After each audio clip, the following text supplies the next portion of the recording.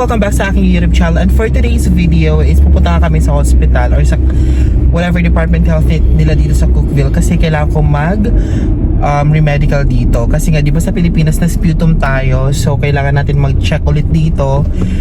Since yung mother-in-law ko naka-receive ng mail, kasi yun yung address namin, naka-receive ng mail na kailangan ko ulit magpa-check. So, hopefully wala namang masamang balita or what. So, pero mabilis lang naman to kasi yung mga nasputum din sa Pilipinas, if may nanonood na mga K1 filers, hindi naman lahat, baka nakadepende din yan sa state. Pero yung mga iba ko ding mga kasamahan na mga K1 filer is naka-receive din sila ng mail na kailangan ulit nila mag-medical dito sa US just to make sure, para lang din sa seguridad. Pabalitaan ko kayo, dalhin ko kayo along the way in regards with the process na gagawin ko today. And ganito lang outfit natin for today. Madam, Chena. Blazer lang yan, nabili ko sa thrift store. Diba? So hi, nandito na kami ngayon sa Putnam County Health Department kasi nga dito nga ako magpapacheck ulit. And this is nga, you show the thing.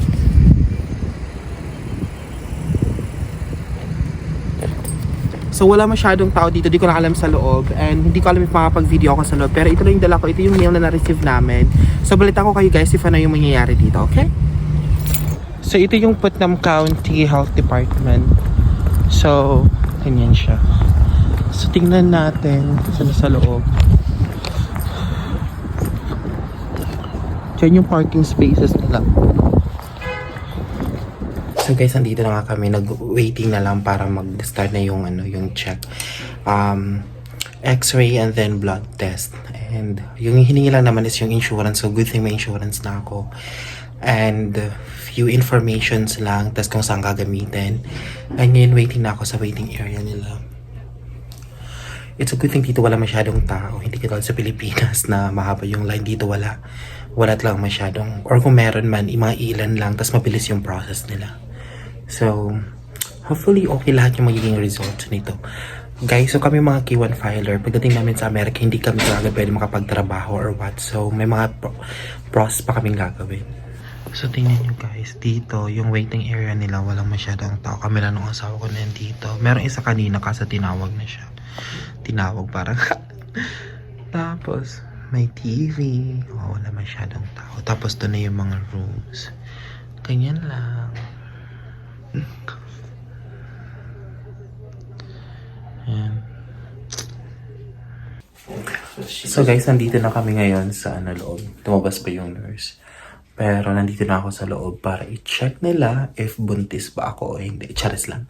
So actually parang hindi din sila masyadong aware or kabisado kung ano ba yung gagawin. Kasi nga di ko alam if ngayon lang sila nakatanggap ng parang ganong mail. Pero tinatawagan pa nila yung Upper Cumberland para malaman if ano ba talaga yung test na gagawin. Pero dala ko naman lahat ng papers. And hopefully okay naman ang lahat para hindi tayo mangarag-ngarag na kasi marami pa tayong process na gagawin. So again, kami mga K1 filers, pag nakapunta kami ng Amerika, hindi kami kaagad na okay na nasa Amerika na kami. Marami pa rin kami mga papel na ginagawa. So inantay ko lang yung nurse para gawin na yung sa blood test ko tapos sa x-ray ko. Dalawa ko din yung CD na binigay sa akin sa St. Luke's Medical Extension nung nag-medical ako doon. So, I don't know if they need it, pero pinakita ko sa kanila.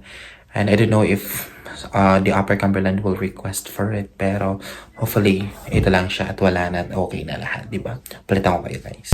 So, hello guys. Tapos na kami doon. So, mabilis lang siya. Pero yung gagawin is parang yung test na ginawa ko din sa sa Pilipinas. Mag-sputum test ulit ako. So, feeling ko, kaya nila ginagawa to just to make sure na wala nga tayong mga TB, ganon. Kasi sa Pilipinas, negative naman tayo. So, talagang mahigpit sila dito sa Amerika. So, ngayon, mag-check na naman ako ulit noon just to make sure. Pero, kailangan kong pumunta doon for 3 consecutive days na ibibigay yung para sa sputum test. So, hopefully, wala namang bad results. Anyway, okay naman. Kasi sa Pilipinas, ganun din naman yung ginawa. Okay naman yun, negative naman. And yung final result doon sa Pilipinas is nanggaling din naman dito sa US. So yun yung sabi ko, talagang higpit lang dito sa Amerika. So this is like part of the process na kailangan namin gawin para okay kami dito. And yun lang, talagang kailangan sumunod, diba? Baka mapauwi tayo sa Pilipinas. Pero ito na nga, ito yung suot ko, guys. Tingnan nyo, para kung attend ng kasal. Chares. So, bataw kayo guys, hindi ko to ma-upload right away kasi nga 3 araw ko tong kailangan gawin itong video na to. So, babalik kami doon early in the, yung sa para sa sputum test, kailangan early in the morning pagkagising ko, and then dadalhin ko doon sa clinic nila every morning din. So, mga 7 or 8. So, yun lang guys. Sapito kayo. So, there you go. Good morning guys. Kagigising ko lang. It's 5:30 in the morning dito sa amin. So, kaya nga parang maaga ako nagising dito kasi kailangan ko mag sputum test. So, sabi ko nga 3 consecutive days yun. So, meron akong lalagyan dito na kailangan kong lagyan ng ang tawag ba dyan? Basta. So, ito siya. Kailangan ko siyang lagyan. Tapos ikahatid ko dun sa clinic. So 3 araw yun na kailangan kong gawin. So ngayon yung gagawin ko niyan is kahit ano naman, kahit wala naman akong ubo, wala naman akong sakit, kailangan kong mag ganyan. Kasi ganito din yung ginawa ko sa Pilipinas during nung medical ko kasi na-sputum ako eh. Kaya natagalan ako ng 2 buwan pa. Na-extend ako ng 2 buwan kasi kailangan ko pang gawin to. So, nakakaano siya. Kasi kahit wala kang ubo, kailangan mong umupo para may lumabas na sa'yo. Sputum. Charis. So, gagawin ko niyan is kaya para masak na dito. So, meron siyang mark.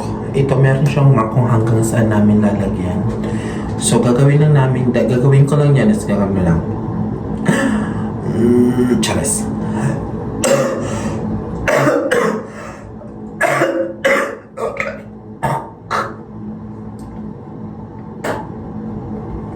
Di ba nakakaano? Alam mo, nung di ko pa pakita sa inyo kasi nakakaano. Nung nagganito ako sa Pilipinas nung nag-sputum test ako sa Pilipinas, mga matatanda, ganyan, ay sabay-sabay kaming naggaganon, umuubo nga para may makuha na. Tapos lalagay dyan, tapos i-incubate nila to.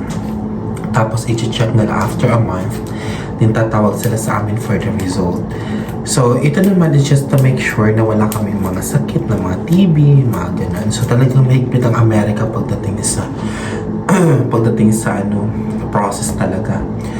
So, hopefully after this, wala nang masyadong mga china pang kukunin or gagawin. Pero anyway, yung mga kaibigan ko din na nandito na K1 filer din, ganun din yung nangyari, yung mga na-sputum, gumawa din, nagganito din sila medical. Nauna lang sila sa akin since nauna silang nag-submit ng papers nila. So, yun lang guys, kailangan ko pang lagyan yan. At ayaw ko naman ipakita sa inyo kasi nakakaano nga, kasi nga pala, diba? Just ko mga ginagawa ko dito.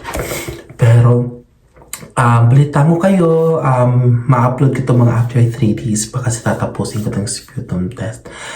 Or di ko alam if pwede ko lang ma-upload to. Pero after nito, 8 pa kasi mag-open yung clinic. So mga around 8, pupunta, or mga 7 something before 8, pupunta na kami sa clinic para hatid. So kukunin ko ng isang bottle ulit para pang bukas ko naman. So guys, thank you. So guys, ito na siya. Okay na po. So, isi-sealed ko lang siya para pag may po doon. Ganyan lang siya. Ay, okay na. Tingnan dahil nakakaano siya.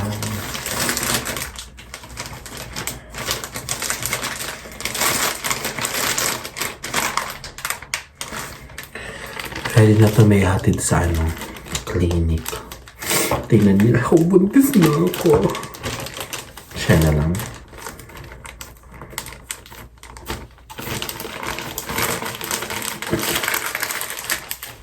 Kita nyo ba? Hindi. Hello guys! Good morning again. So di ba kanina nag-video ako nung nag-ano pala ako ng sputum. Ngayon on the way na kami. It is so sad kasi umuulan nga ngayon. So bala ko sana, since malapit lang naman to, bala ko sana mag-run pabalik. So, hindi na ako yahati ng asawa ko. However, umuulan nga. So, no other option kundi hatid ako pabalik. It's raining. Umulan ngayon dito. So, malapit lang to, nasa 2 minutes or 3 minutes lang sa amin. So, hindi talaga ako mahihirapan. So, we'll see. Malapit na din kami. So, nag-open sila ng 7. Hindi ko na alam if yung nurse nandun na. Pero sabi kasi ng nurse baka 8. Pero, pwede ko naman daw i-drop yung bottle na meron ng content ko. Ulit ako ng another bottle. So, tingnan ko. So hi, it's another day. Today is the last day.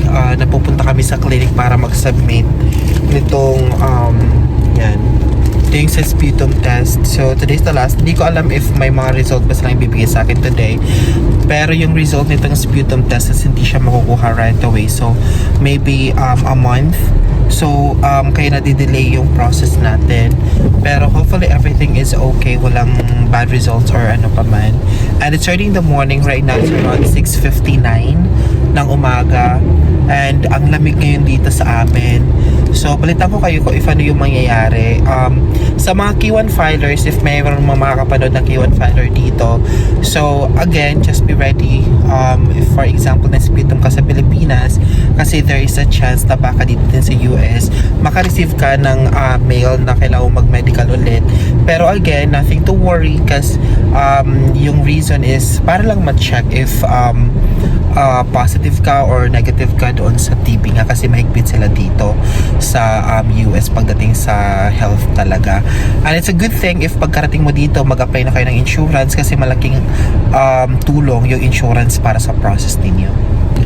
So there you go guys, na-submit ko na, and then yung mangyayari pala niyan is mag-wait lang ako ng mail or email in regards sa results nung test, lahat ng test na ginawa.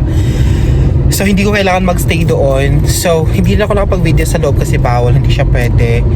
Pero yung kagandahan naman dito is that parang binigay ko lang yung para sa sputum test ko and I'm good to go. So yun lang, wala namang masyadong hassle sa mga ganito. Yun lang talagang kailangan mo pumunta. Hindi naman ata everyday, pwede mo namang ilagay sa fridge yung para sa sputum test mo. And then babalik ka lang for the last day. So talagang ganito, kailangan natin mag-process or paano ba?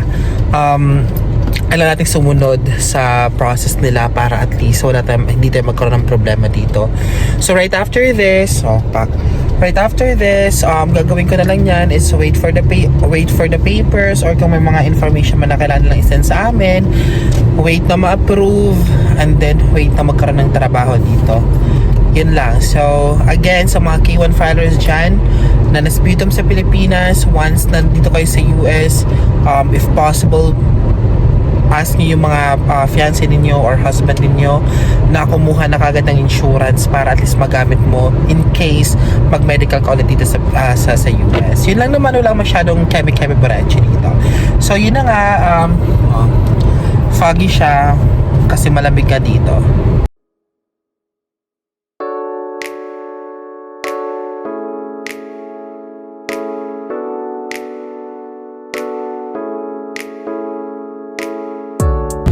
So guys, for example, makatanggap pa kayo ng mail na kailangan nyo ulit mag-medical dito sa US. Huwag kayong kabahan, huwag kayong mangarag kasi nga talagang dumadaan kayo sa mga ganong process dito. So ako kasi, expect ko na makakatanggap ako ng mail kasi nga yung iba kong mga kaibigan na nandito na din, na mga K1 filer na sputum kami sa Pilipinas is nakatanggap din sila ng mail. Nauna lang sila sa akin. So na-expect ko na talaga na makakatanggap ako. It's a good thing na hindi naman dito, yun nga sabi ko, hindi naman dito mahirap pagdating sa mga process. Talagang tutulungan ka nila kung paano ba at hindi ka nila parang pahihirapan kung ano yung mga gagawin. So mabilis lang dito, madali lang dito, importante lang may insurance ka.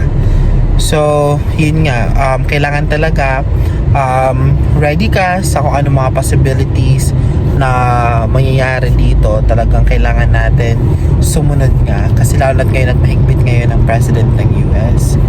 So parang nagstay lang ako doon sa clinic ng a minute, parang ganun lang para lang may submit yun.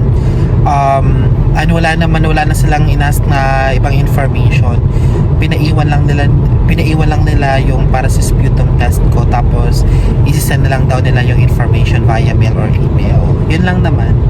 So guys, thank you so much sa mga patuloy na nagsusubscribe, nanonood, and nag-comment dito sa aking video. Keep subscribing. You can also leave a comment down below kung may mga request kayo para magawa natin yan. So again, thank you so much. Bye-bye!